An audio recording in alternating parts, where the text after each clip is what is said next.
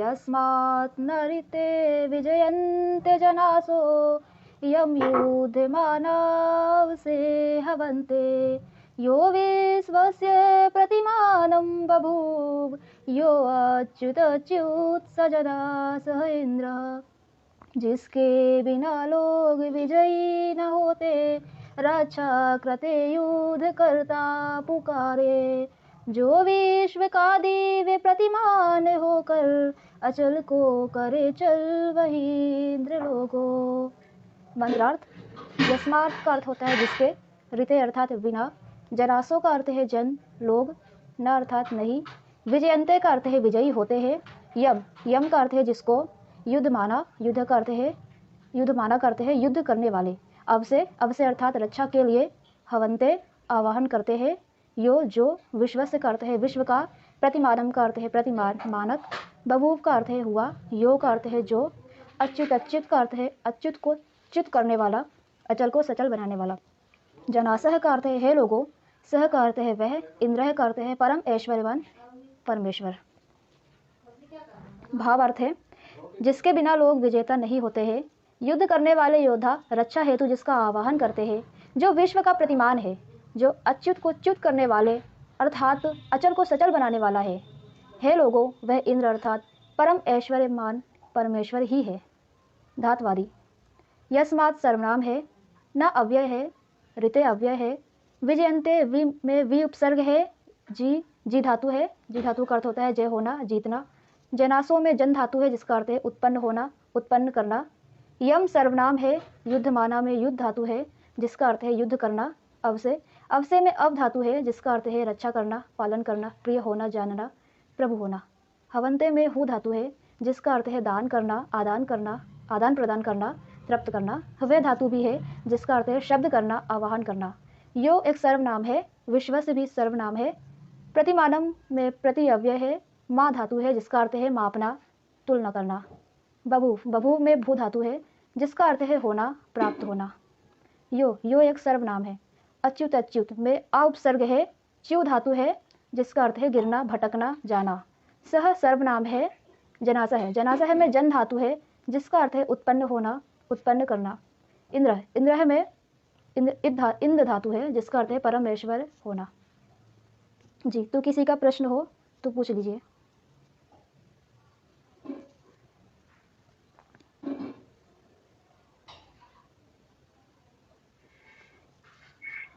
हाँ बोलिए, धर्म जी कुछ कह रहे थे क्या?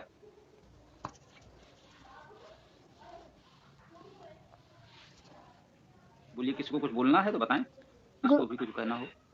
गुरुजी ये अच्युत अच्युत का अर्थ क्या होता है?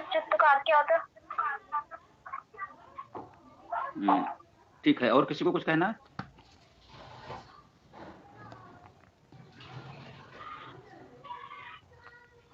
ये धर्मवीर जी ने हाथ उठाया हुआ था, शायद कुछ कहना नहीं चाहते हैं, कह लिया है।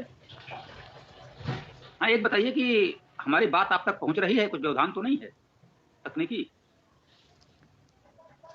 आप सुन पा रहे हैं ठीक से? स्वामी जी, बात तो पहुंच रही है तो डेटा नहीं आ रही है, जैसे हम बोल रहे हैं तो हमारे पास ये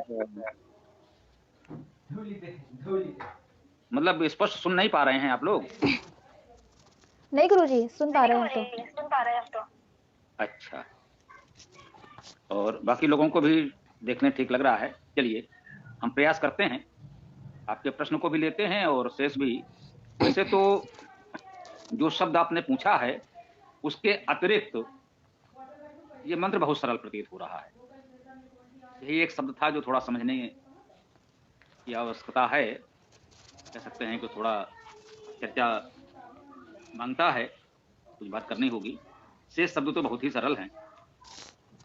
कि आपने पढ़ दिया यस्मात् नरिते, सर्वनाम है, अव्यय है, तो उसमें तो कुछ जानने समझने को है नहीं, उसका जो अर्थ है तो है, ना नहीं है तो है। यस्मात् नरिते विजयन्ते जनासो, यस्मात् नरिते विजयन्ते जनासो, लोग जिसके बिना विजय नहीं हो पाते। सुंदर भावना है, समझ सकते हैं कि भाई हम मानकर चलते हैं कि हमें जब भी कोई सफलता मिलती है, विजय प्राप्त होती है, तो ईश्वर की कृपा से ही प्राप्त होती है। ये भावना यहाँ हमें अनुभव करनी है, समझना है। इसका जो अर्थ हमें जानना समझना वो इतना सा है। अर्थ तो बहुत सरल है, जिसके बिना लोग विजयी न होते, यस्मात् नरते विजयन्ते जनासो। बहुत स्पष्ट सरल शब्द हैं। सरल से आशय होता है परिचित, हाँ ये भी समझ लेते, कहते नहीं बड़े सरल है या ये बहुत कठिन है क्लिष्ट। तो ऐसा वास्तव में सरल और क्लिष्ट कुछ नहीं होता। सरल और क्लिष्ट की वही परिभाषा है, जो शब्द हमारे परिचित हैं वे हमें सरल लगते हैं, और जो शब्द हमारे परिचित नहीं हैं वे हमें कठिन लगते हैं। जिन शब्दों का प्रयोग हम नित्य प्रति कर रहे हैं वे हमारे परिचित हैं, उनका व्यवहार कर रहे हैं, उनका अर्थ भाव सब कुछ हमें जानकारी में है, तो वो सरल लगता है। हाँ ठीक है ये तो जानते हैं। अब कोई नवीन शब्द ऐसा आता है जो हमारे व्यवहार में नहीं है, उपयोग में नहीं है, जो हमने इसके पहले उपयोग नहीं किया है, नहीं पढ़ा है, नहीं जानते हैं, तो वो कठिन लगता है। तो कठिन और सरल की तो यही परिभाषा है। ये भी एक महत्वपूर्ण बात है जो आपको जाननी चाहिए, अभी इससे भ्रमित ना हो। कठिन का अर्थ केवल इतना है कि वो शब्द वो बात आपकी जानकारी में इसके पहले नहीं आई थी, पहली बार सुना है तो कठिन लग रहा है, उसको थोड़ा सा अभ्यास में लाएंगे तो सरल लगने लगेगा कुछ समय के बाद। यही होता है हम सबका अनुभव।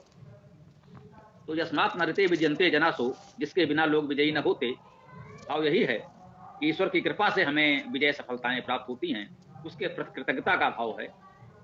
यही आस्था श्रद्धा समर्पण है जो ईश्वर के प्रति होना भी चाहिए। हाँ ये ठीक है कि हमें जो कुछ प्राप्त होता है अपने परिश्रम से, अपने कर्मों से ही प्राप्त होता है, ये भाव अपनी जगह पर बिल्कुल ठीक है। यदि हम स्वयं कर्तव्य कर्म नहीं करेंगे, ईश्वर की कृपा के भरोसे बैठे रहेंगे, तो कुछ भी नहीं होगा।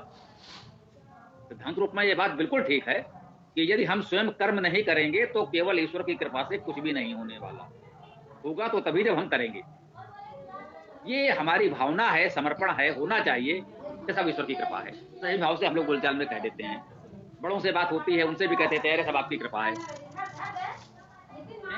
हमारे कभी दादाजी आएंगे मिलेंगे, हाँ बेटा सब पढ़ाई लिखाई कैसी चल रही है, सब आपकी कृपा है। ये एक शालीनता है, विनम्रता है जो यहाँ भी कही गई है कि जो भी हमें विजय सफलताएं प्राप्त होती हैं सब उसकी कृपा से ही होती हैं, उसके बिना हमें कोई भी विजय सफलता प्राप्त नहीं हो सकती।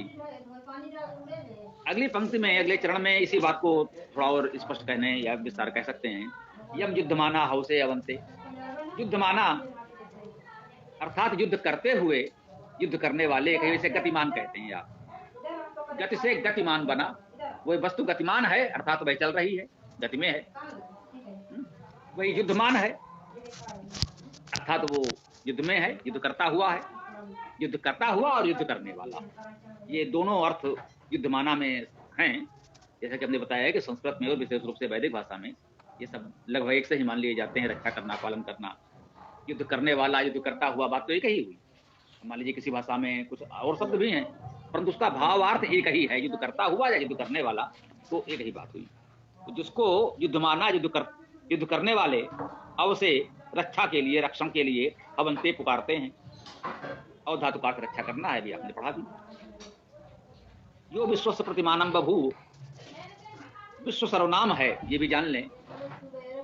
हमारी संस्कृत भाषा में, वैदिक भाषा में विश्व शब्द सर्वनाम, इसका अर्थ होता है सब, सभी। तो विश्व अर्थात विश्व का, अर्थात सब का। हम अपनी वर्तमान जन भाषा में, नित्य व्यवहार की भाषा में विश्व शब्द को एक विशेषण संज्ञा के रूप में प्रयोग करने लगे। वास्तव में ये मूलतः सर्वनाम शब्द है। विश्व का अर्थ है सब, सभी। तो यो विश्वस्य, जो सबका प्रतिमान है, बभू हुआ, भू धातु है, होना स्पष्ट है। यो विश्वस्य प्रतिमानम बभू, जो विश्व का अर्थात सबका प्रतिमान हो गया है। ये प्रतिमान वैसे तो परिचित है, बहुत कठिन नहीं है, फिर भी देख लें। ये प्रतिमान होता है, मानक जिसे आप कह सकते हैं। देखिए अब एक दूसरा शब्द थोड़ा लगा कि क्या दिया जा सकता है जो आप समझ सकें, तो आया कि एक शब्द मानक है, इसी से मिलता जुलता इसी अर्थ का। अब देखिए मानक में भी वही धातु है, प्रतिमान में भी वही है। प्रति उपसर्ग या अव्यय के रूप में अलग कर दीजिए। बचा मानम, मान को हमने क्या कहा, मानक। वो मान में का जुड़ गया है एक और प्रत्यय, तो मानक हो गया। यहां मान है तो मान का अर्थ भी वही हुआ, धातु तो मां है, उसी में ये ना भी प्रत्यय है और मानक में का भी प्रत्यय है। तो मां क्या है, मां का अर्थ मान देना, मापन करना।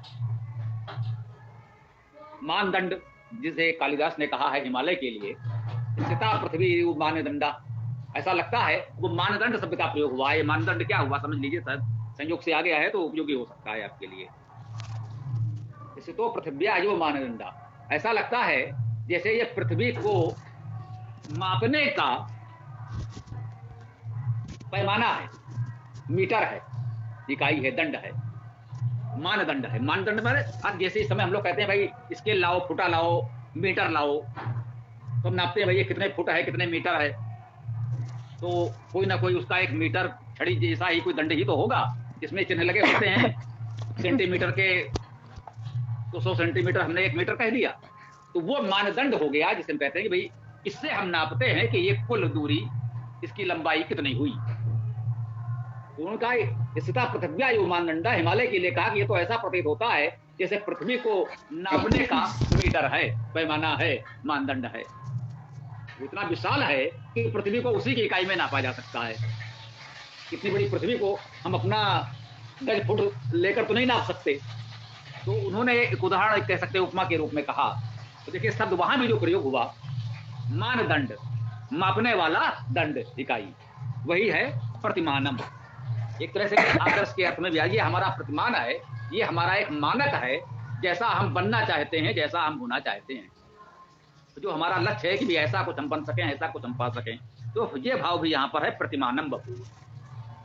वह सबका प्रतिमान है, वह सबका मानक है, किसी एक का नहीं, कुछ लोगों का नहीं, क्योंकि वो परमेश्वर है, वो सबका है, सर्वव्यापी है, तो सभी के लिए अंतिम लक्ष्य तो वही है। तो वो तो असीम है, अनंत है, पूर्ण है, हम पूर्ण नहीं हो सकते, परंतु वो हमारा मानक है, आदर्श है कि भाई हम उस जैसा उसके निकट कुछ हो सकें। ठीक वैसा तो नहीं हो सके, वो संभव नहीं है, वो संपूर्ण है और हम अपूर्ण हैं, अपूर्ण रहेंगे, परंतु हम अपना स्तर इतना बढ़ा ले जाएं, अधिकतम जितना संभव हो उसके जितना निकट पहुंच जाएं, तो वो हम सबका प्रतिमान है, जो अच्युत अच्युत सजना से इंद्रा। अब ये शब्द वास्तव में महत्वपूर्ण है, आपने ठीक पूछा, अपना अभी पूछते तो भी चर्चा में आता ही आता।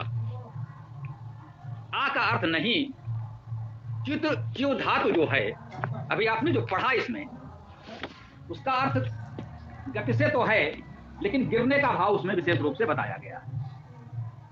च्यु का अर्थ है गिरना, भटकना, जाना। जाना, गति करना का अर्थ तो है ही, लेकिन गतियां अनेक प्रकार की होती हैं। जैसे कि प्रारंभिक कक्षाओं में, कुछ चर्चाओं में हमने कहा था कि एक कंपन हो रहा है, उसमें भी गति है। कोई बहुत तेज दौड़ रहा है, उसमें भी गति है। कोई ऊपर से बहुत तीव्रता से नीचे गिर रहा है, ये भी गति है। किसी को हमने तीव्रता से ऊपर फेंक दिया, ये भी गति है। तो गति तो अनेक प्रकार की हो सकती है, और इसी को जब हम प्रतीक रूप में मुहावरे में प्रयोग करते हैं तो हम कहते हैं उद्गमन, ऊपर जाना, सदगति, अच्छी गति होना, उन्हें सदगति प्राप्त हो गई, दुर्गति हो गई, उनकी गति बुरी हो गई। तो दुर्गति का क्या अर्थ है? दुर्गति का भावार्थ तो यही होता है ना, तो उस व्यक्ति के साथ बहुत बुरा हो गया, अनुचित हो गया, उसको बहुत हानि हो गई, जो कुछ हुआ वैसा नहीं होना चाहिए था। परंतु अर्थ क्या हुआ? दुर्गति हुई, बुरी गति हुई। यहाँ गम धातु गति है, चलना जाना, तो वहां चलना जाना जैसा व्यवहारिक स्थान परिवर्तन वाली बात नहीं है, उसका भावार्थ ग्रहण किया गया है। तो इस तरह से देखें, गति का अर्थ ग्रहण करते हुए हम लोगों ने इसका एक सामान्य अर्थ ये ले लिया, अच्युत अर्थात नहीं च्युत, अर्थात गति करने वाला, जो गति नहीं कर रहा है, अचल है, और उसके बाद च्युत है।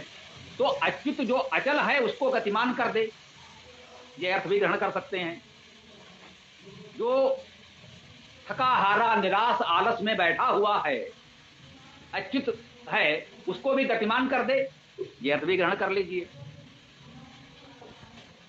जो च्युत अर्थात गिरने वाला है, जो पतित हो गया है, गिर गया है, उसको अच्युत कर दे, उसको उस पतन से उबार ले, बचा ले, ये अर्थ भी कर सकते हैं। देखिएगा, ये जो भी हम बता रहे हैं, आ का अर्थ नहीं, यह उपसर्ग है, हम यही अर्थ हर बार ग्रहण कर रहे हैं। च्यु धातु का अर्थ गिरना या गति करना है, हर बार हम यही ग्रहण कर रहे हैं।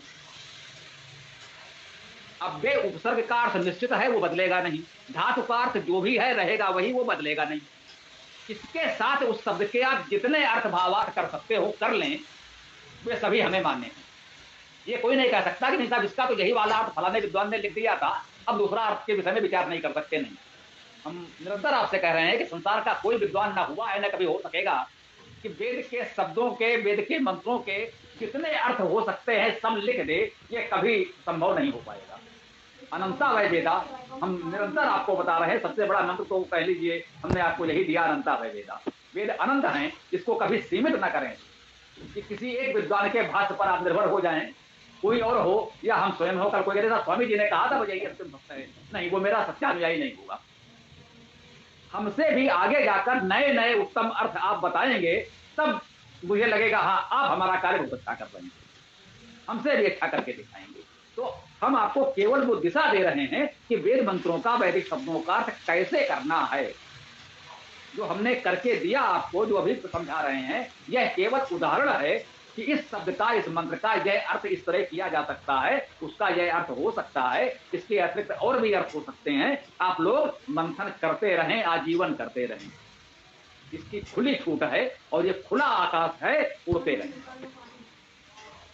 सजना सिंद्रा तो हम लोग पढ़ ही रहे हैं कि जो ऐसा ऐसा है हे लोगों, वही इंद्र परम ऐश्वर्यवान परमेश्वर है।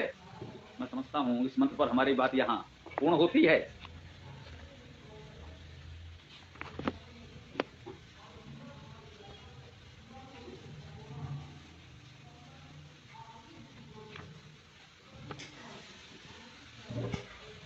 हाँ भाई, अब किसी को कुछ बोलना हो तो बताइए।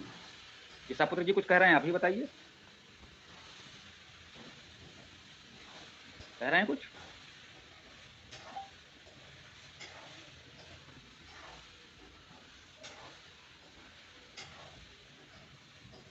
कोई तकनीकी समस्या है या बात नहीं आ पा रही है, क्या समझा जाए? किसी को और कुछ कहना हो तो बोलने का प्रयास करें, जो कुछ समझ में आएगा। ईसापुत्र जी बोल सकते हैं तो आप बोलिए। कोमल भी कुछ कहना चाहती हैं, चलिए जो बोल सके बोले, जिसकी आवाज आ सके। जी गुरुजी। गुरुजी आपका माइक बंद कर लीजिए। गुरुजी यहाँ पे रिते आया है शब्द, ये अव्यय है, तो ये रिते है क्या? रित से अलग है जो रित है हमारा, अर्थात ईश्वर के सार्वभौम नियम, तो ये रिते क्या उससे अलग है या फिर उसी से संबंधित है? यह बिल्कुल अलग है। वो जो हम कहते हैं प्रकृति के सार्वभौम नियम ऋत, वो ऋगतो धातु से बनता है। ऋ धातु अनेक अर्थी है। सामान्यतः हम लोग कहते हैं ऋगत्यर्थक धातु है। गत्यर्थक धातुओं में अनेक अर्थ वैसे भी मान लिए जाते हैं, और ऋ धातु जब आप कोश में देखेंगे तो अनेक अर्थ उसमें मिलेंगे। तो वो ऋ धातु से बनता है। ऋतु जो है आपका, एक शब्द और है ऋतु, वो भी इसी धातु से बनेगा। तो वो धातु शब्द है, उसका उस अर्थ में लिया जाता है। और एक पारिभाषिक शब्दावली के रूप में हमने आपको बता दिया कि ऋत का अर्थ है प्रकृति के सार्वभौम नियम। और ये ऋते अव्यय है। अव्यय है, इसमें तो कुछ धातु या कुछ भी ढूंढने की आवश्यकता ही नहीं है ना। उपसर्ग है, अव्यय है, सर्वनाम है, संख्या है, वो तो फिर जैसा है वैसा है। सभी लोग उसका एक ही अर्थ लेते हैं, उसमें किसी माता बच्चे की आवश्यकता नहीं। ठीक है जी गुरुजी।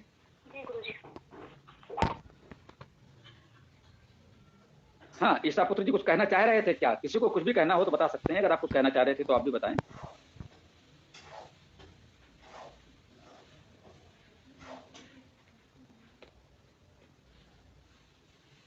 जी, ईश्वर जी की बात पहुंच नहीं पा रही है, कुछ तकनीकी समस्या होगी। किसी और को भी कुछ कहना हो तो कह सकते हैं।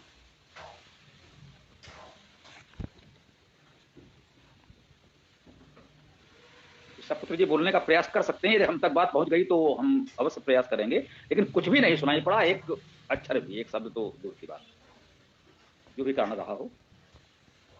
और किसी को कुछ कहना है तो बताएं, प्रयास करें। हाँ, ये तो लग रहा है कोई टेक्निकल एरर है, वो तो है। तो देखिए, और जिनको भी कुछ कहना हो तो बताइए। और यदि किसी को कुछ नहीं कहना है तो फिर पाठ प्रारंभ करेंगे। पुलकित जी भी हैं, कुछ बोलना चाहें बोलिए भाई। जी जी जी गुरु जी, पाठ कर लेते हैं। पाठ कर लेते हैं, चलो करो भाई। जी, तो कोमल जी भी दूसरी और मैं कर लेता हूं। चलो चलो, पहला मंत्र प्रारंभ करो, तुम ही करो। जी गुरु जी। ओम यो जातः एव प्रथमो मनस्वान् देवः देवान् क्रतुना परिभूषत् यस्य सुषमात् रोदसी अवसेतां नमस्ते महेणास जनास इन्द्र मनस्वी प्रथम देव जिसने जना है, सुकर्मा सुशोभित किया देव गण को। वही अति बली है रुलाए डराए, नरों के महत से वही इंद्र लोगों।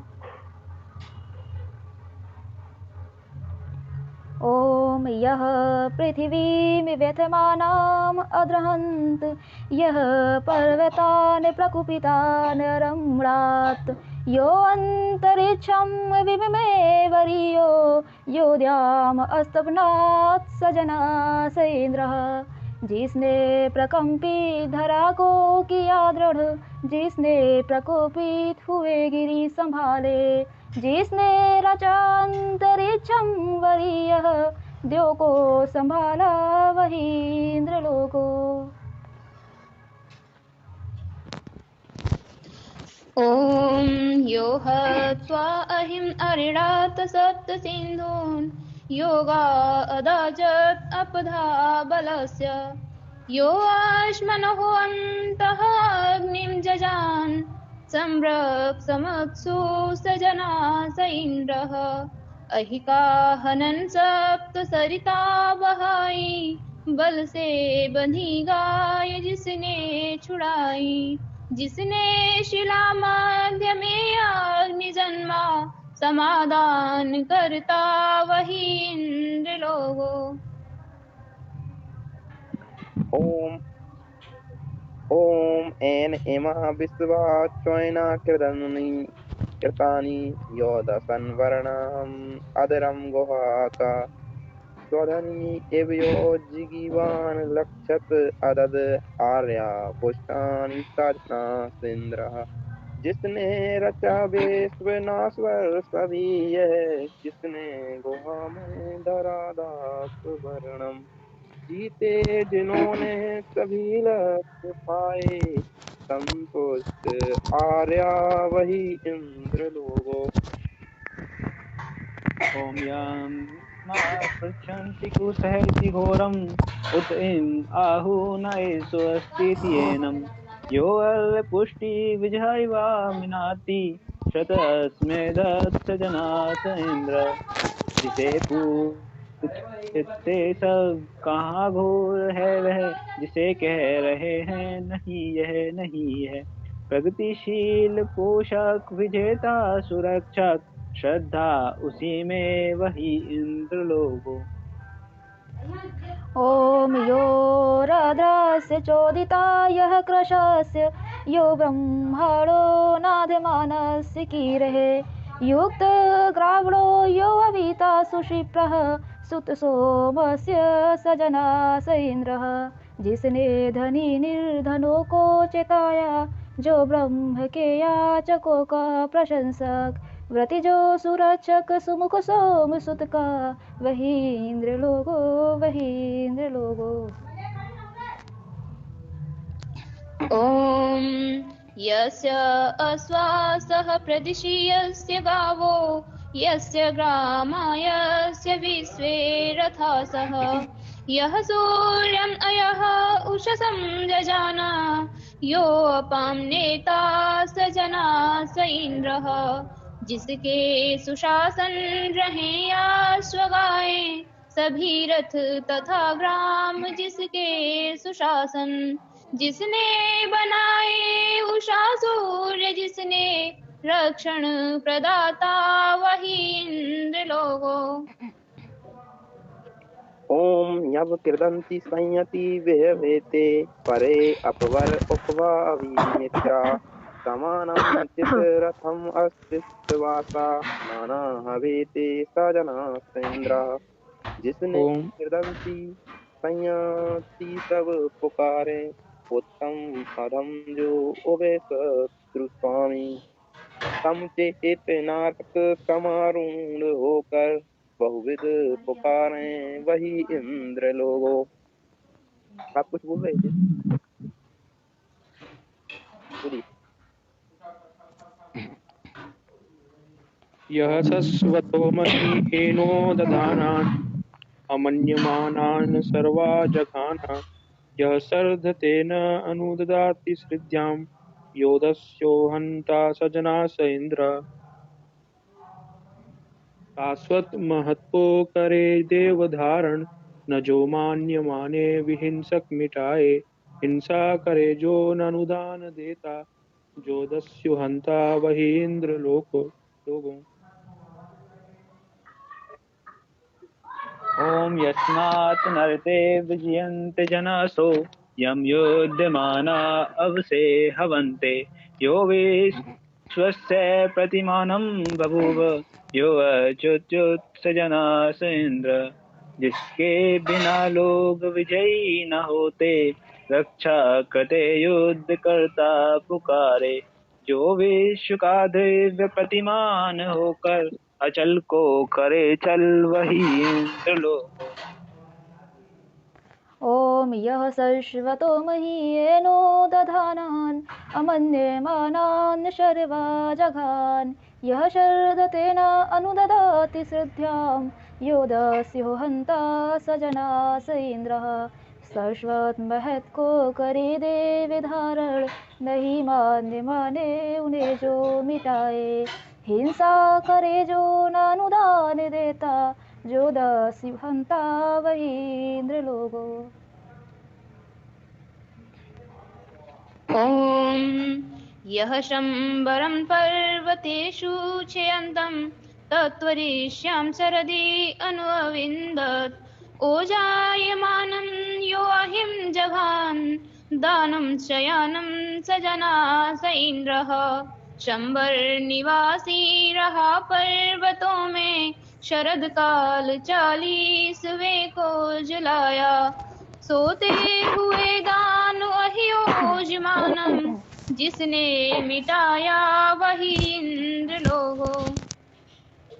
ओम या सप्त रश्मि वृषभासु तुविश्यामान आवसृजत सर्वर्षि सप्त सिंधून यो रोहिणम् अस्त फुरद वज्रबाहु द्याम आरोहन्तं साधनास इंद्रः जो है सबर सप्त रश्मि तो विश्याम जिसने प्रवाहित किया सप्त सिंधु हरे नास्त जो रोहिणम ध्याम रोही वही वज्रधारी वही इंद्र लोगो। द्यावाचिदस्मै पृथ्वी अमेते सुस्मादचिदस्य पर्वतामभयन्ते यः सोमपानिचितो वज्रबाहु यो वज्रहस्तः स जनास इंद्रः जिसे भूमि देव भी नमन कर रहे हैं महाशक्तिशाली की पर्वत भयाकुल वही सोमपा है वही वज्रबाहु वही वज्रधारी वही इंद्र लोगों। ॐ यः सुवन्तं अवतीय पचन्तं यः संसतं च यः सशमानं ऊती यस्य ब्रह्मवर्धनं यस्य सोमो यस्य इदं राध सजनास इंद्र सुग्राही सुपाचक प्रशंसक समन कर इन सब जनों का सुरक्षक सुपालक रहा ब्रह्म वर्धित सदा सोम स्वामी यही राध जिसका वही इंद्र लोगों। ॐ यः सुन्वते पचते दूद्र आचिद् वाजं ददर्सि सकिलसि सत्यः वयं ते इन्द्रः विश्वः प्रियासः सुवीरा सुविदितम् आवदेम सजनास इंद्रः सजनास इंद्रः सुग्राही सुपाचक जनों के लिए जो बल अन्नदाता सदा सत्य है जो तुम्हारे लिए इंद्र प्रतिदिन रहे प्रिय हम सब करेगा न सुस्तुति से परिजन वही इंद्र लोगो वही इंद्र लोगो। ओम खम ब्रह्म।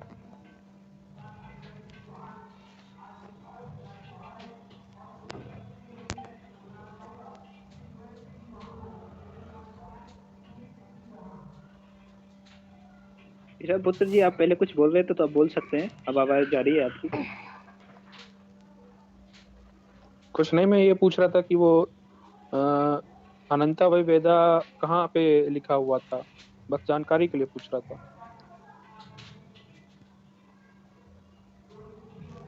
स्वामी जी का कहने का तात्पर्य ये है कि शब्दों के अनेक तरह से अर्थ किए जा सकते हैं। अनंता वाई वेदा कहने का तात्पर्य यही है। हाँ, क्या कह रहे थे आप लोग? कुछ कह रहे थे? कुछ नहीं स्वामी जी, मैं बस इतना पूछना चाह रहा था कि अनंता वही वेदा हाँ, इस शास्त्र का वचन है। ये किसी शास्त्र का वचन जैसा हम नहीं कहेंगे, क्योंकि हम तो वेद के अलावा और कोई शास्त्र मानते ही नहीं। यो मान लें कि सामान्यतः जितने वेद के विद्वान देता हैं उन सबकी ये सामान्य अनुभूति है, इसको कोई शास्त्र वचन के रूप में नहीं। यो मान ले कि मैं ही आपसे कह रहा हूं तो भी चलेगा। जितना स्वाभाविक है, हमसे पहले के भी जितने वैदिक विद्वान हुए सब कहते आए हैं, तो हम भी उन्हीं के शब्दों में कह रहे हैं। लेकिन मैं इसे अपनी बात के रूप में भी प्रस्तुत करने को तैयार हूं। किसी ना भी कहा हो तो भी मैं कह रहा हूं, और पहले के सभी विद्वानों ने कहा, ये भी सत्य है। धन्यवाद स्वामी जी।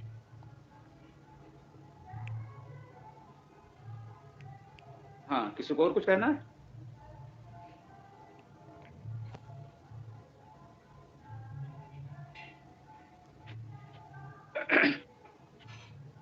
हाँ भाई बताएं, कुछ कहना है किसी को? ये तो फिर समापन ही हो जाएगा।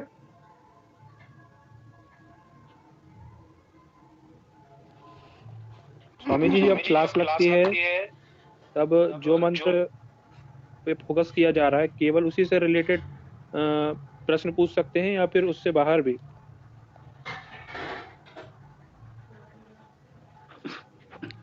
देखिए, मुख्य ध्यान तो हमारा उसी मंत्र पर रहता है जिसकी चर्चा कर रहे हैं। ये तो ठीक है ना? क्योंकि उस मंत्र की चर्चा पूर्ण हो जाए ये आवश्यक है। ये नहीं इधर उधर की बातें होने लगी तो मंत्र तो रह गया। तो इसलिए रखा गया। इसको आप यूं समझ ले, आप जैसे व्यक्ति के लिए। अब कोई नया जुड़ा जिसे कक्षा का अनुशासन नहीं पता है तो वो कुछ भी पूछने लगेगा, तो इतना विस्तार नहीं दे सकते। लेकिन आप जैसे गंभीर व्यक्ति जो जुड़े हैं पूरी तरह से, तो हम आशा करते हैं आपको जो प्रश्न होगा उससे बहुत अलग नहीं होगा, और समय है तो चर्चा कर सकते हैं। कोई ऐसी बड़ी बात नहीं है, क्योंकि आपकी बात होगी तो वेद की ही, वेद से बाहर तो शायद आप बात करेंगे नहीं। तो बोलिए, जो कुछ कहना चाहते हो बताएं।